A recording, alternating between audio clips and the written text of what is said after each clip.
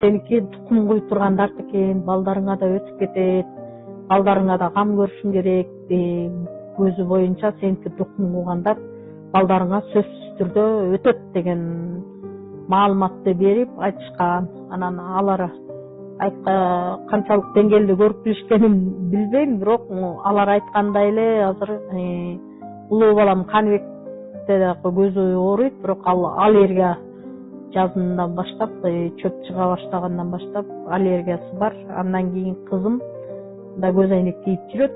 Аныкы дагы азыр -6 тагынып жүрөт. Аныкы дагы ушу миопия высокой степени болуп, ушундай диагноз менен көз айнек тагынып жүргөн кези азыр. Анан көз адамдын чырагы да жарык дүйнөнү көрсөтүп турат. Өйдө карайсың, ылдый карайсың, жакындарыңды карайсың, алысты карайсың дегенде, анан көзүң болбосо негизи бул жашоодо кызыгы деле жок деген кызыгы деле жок да. Бирок көздүн көргөнүнөн дагы өкүрөктүн сокурлугу деген бар.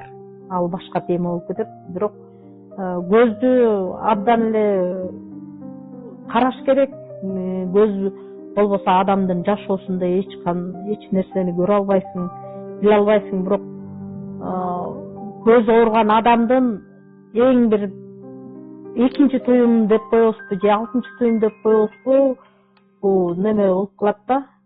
Кулак, мурун, баш, көз баары бирдей да. Мисалы үчүн мен караңгыда басып баратканда же караңгыда өзгөчө басып баратканда кээде күндүз деле көрбөйм, бирок түнкүсүндө көрө албай калам да.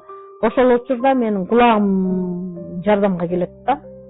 Добуштарды угуу менен ошентип кулагым аркылуу бул буякта экен, тигил жакта экен деп аныктап биле алам дагы. Анан ошого жараша баягы мээм да ошол